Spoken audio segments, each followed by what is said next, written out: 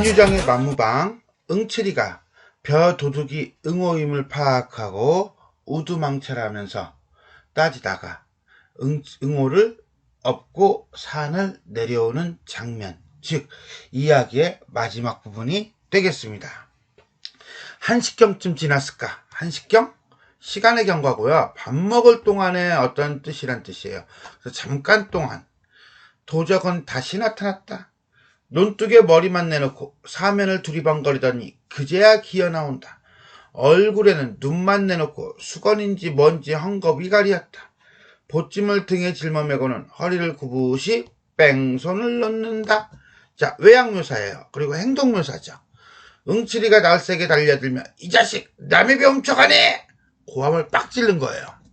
하고 대포처럼 고함을 지르니 논둑으로 그대로 떼굴떼굴떼굴 굴러서 떨어진다. 그대로 떼굴떼굴떼굴 굴러서 떨어진다. 좀 얼빵한 도둑이에요. 그죠? 우스꽝스러운 표현이고요. 얼결에 호되게 놀란 모양이다. 응칠이는 덤벼들어 우선 허리깨를 내려 조졌다. 아이고 쿵. 이 소리에 귀가 번쩍 뛰어서 뭐야? 귀가 번쩍 왜 뛰어? 익숙한 소리죠. 이거 뭔 소리야? 예상 밖의 소리인 거죠. 고개를 들고 팔부터 벗겨보았다. 그러나 너무나 어이가 없었음인지 시선을 걷어치우며 그 자리에서 우두망찰한다. 당황하고 있는 응칠의 모습이에요. 그것은 무서운 침묵이었다. 살뚝맞은 바람만 공중에서 북새를 논다. 부산을 떤다. 자, 이거는 긴장감을 조성하는 거죠. 조용함 속에서. 한참을 신음하다가 도적은 일어나더니 성님까지 이렇게 못살게 굴기요. 벼도둑이 응오임을 알리네요. 완전 반전이죠. 자신의 벼를 훔치는 응오. 제법 눈을 부라리며 몸을 획 돌린다. 그리고는 흐느끼며 울음이 북받친다. 내가 먹는데 누가 뭐래? 자신의 벼를 훔쳐야 하는 현실에 대한 원망과 분노. 하지만 자신의 벼를 자기가 훔치는 것은 상황상 안 맞잖아. 논리적으로. 그지? 역설적 상황이에요. 대퉁스럽게 내뱉고는 비틀비틀 논 저쪽으로 없어진다. 형, 응칠이는 너무 꿈속 같아서 황당해서 멍하니 서 있을 뿐이었다. 놀람과 당황. 벼도둑의 정체가 응오임을 알고 놀라는 응칠. 이 작품은 마지막 장면에서 응오의 벼를 훔친 사람이 다름 아닌 응오 자신이라는 사실을 독자가 알게 해주는 데 있습니다. 완전 극적 반전이에요. 자, 동생을 도둑으로 알고 몽둥이로 치는 형, 그리고 그런 형에게 억울하다는 듯이 대드는 동생의 순박함. 이것들은 독자들에게 웃음을 짓게 합니다. 해학적이라는 거죠. 하지만 다시 한번 살펴본다면 왜 자기 배를 자기가 훔쳐야 됩니까? 그것이 비록 웃음을 유발한다 할지라도 자기 배를 정상적인 경우는 자기가 훔치지는 않아요. 즉 뭐예요? 이거는 거꾸로 자기 배를 자기가 훔칠 수밖에 없는 이러한 비정상적 상황을 만든 현실 내지는 원인이 무엇인가에 대해서 다시 한번 생각하게 한다는 거죠. 그것은 바로 뭡니까? 아무리 일을 해도 착취를 당하는 바람에 도저히 살 수 없는 현실, 일제시대 농촌사회의 어떤 구조적인 모순, 그것이 원인이라고 고발하고 있는 작품이다 라고 볼 수 있겠습니다. 그래서 이 작품은 이 부분이 분명히 반어적 상황을 드러내고 있다 라고 할 수 있는 겁니다. 다음으로 마지막 부분이죠. 응칠이가 응오에게 황소를 훔치자고 제안하고 이것을 거부하는 응오에게 몽둥이질을 한 후 산을 내려오는 장면, 결말 부분 되겠습니다.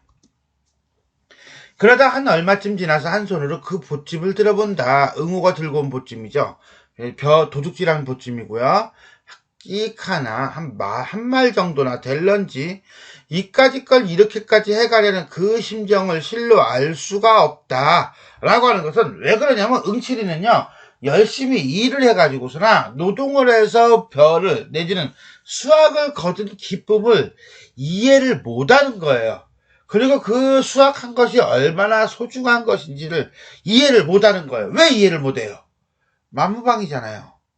떠돌면서 남의 거나 내 거나 다 내 거야 했던 삶을 살았잖아요. 물론 그 전에는 수학의 기쁨이라든가 노동이라는 게 있었겠죠. 소중함이라는 게 있었겠죠. 하지만 너무 멀잖아. 그러니까 동생 응호의 심정을 이해하지 못하는 거예요. 그러니까 그 소중한 별을 다 버려버리는 거예요. 그리고는 아내의 치마이겠지. 검은 보자기를 척척해서 든 거죠. 내 걸 내가 먹는다? 그야 당연한 말이지.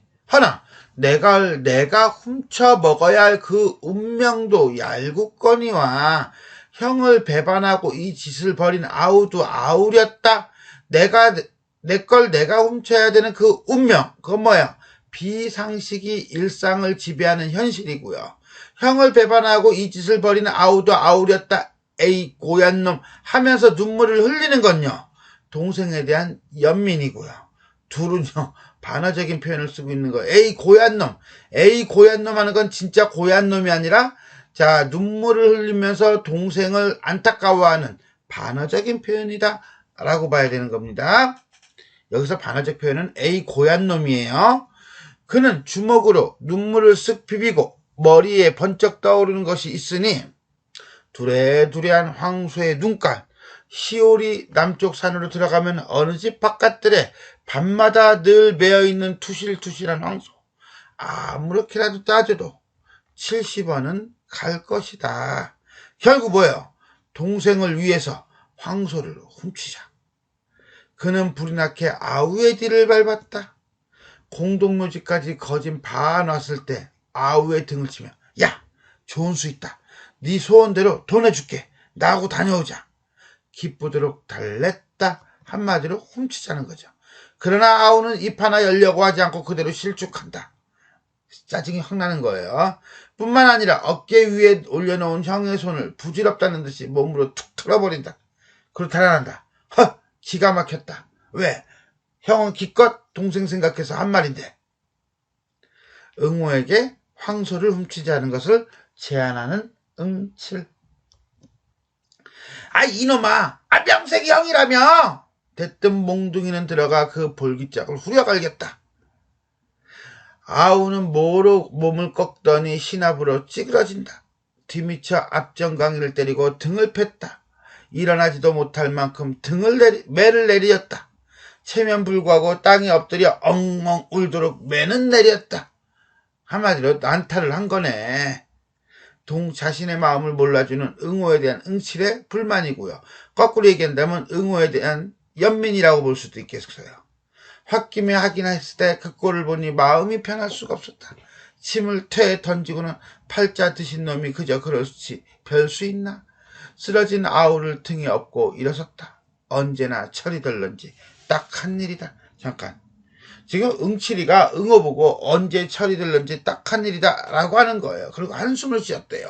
자, 근데 지금 누가 철딱서니가 없는 거예요? 남의 것을 훔치는 게 철딱서니가 없는 거예요? 아니면은 도둑질을 하는 게 철딱서니가 없는 거예요? 아니면은 어떤 노동이라든가 수학의 기쁨을 모르는 게 철딱서니가 없는 거예요? 다 철딱서니가 없는 거죠. 아우가 철딱서니가 없는 게 아닐 거예요. 그럼에도 불구하고 응칠이는 응호가 철딱서니가 없다라고 얘기를 해요. 만무방인 응칠이가 오히려 응호를 걱정하는 반어적인 상황이고요. 그것은 역으로 동생에 대한 애정을 보여주는 거예요. 그러면서 이야기는 끝납니다. 응호를 데리고 고개를 내려오는 응칠. 결국 응호나 응칠이나 가난이라는 문제를 해결한 방법은 없었어요. 이 작품을 통해 작가는 일제강점기 궁핍한 농촌 현실에 대한 저항의식을 드러내고 있다고 볼 수 있어요. 당대 농민들은 지주와 일제, 고리대금업자들의 가혹한 수탈로 빚만 늘어나는 사회 구조적 모순에 처해 있었습니다. 이 작품에서 모범 농꾼인 응호를 도둑으로 만들고 그 다음에 어차피 만무방이었던 응칠과 응호를 같은 것 입장으로 처하게 함으로써 모든 사람들이 다 만무방이 되게 합니다. 물론 응칠도 처음부터 만무방은 아니었던 거죠. 어쨌거나 간에 이러한 장치는 개인의 성격이나 도덕성 차원의 문제가 아니라 농촌 사회의 구조적인 모순이 개인의 행동을 결정지을 수밖에 없음을 드러내고 있다고 볼 수 있겠습니다. 응호의 입장에서만 본다면 모범 농꾼이었던 응호가 아무리 일을 해도 지주와 일제의 수탈에 의해서 생계 유지는커녕 빚만 늘어가는 상황에 처하게 됩니다. 그리고 결국 마지막에 만들어낸 해결 방식이라는 것이 자기 것을 자기가 훔쳐 먹는 상황으로 만들므로써 응호는 자기 것을 자기가 먹는다고 보겠지만 제3자의 입장에서는 훔쳐 먹는 걸로 보겠죠. 이렇게 만무방으로 처하게 되는 것입니다.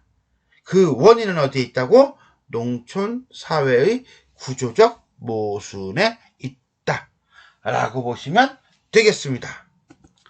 지금까지 김유정의 만무방 마지막 결정과 결말 부분, 자, 응칠이가 응호가 법혀 도둑임을 알게 되고, 그리고 난 다음에 응호를 업고 산에서 내려오는 장면에 대해 살펴보았습니다.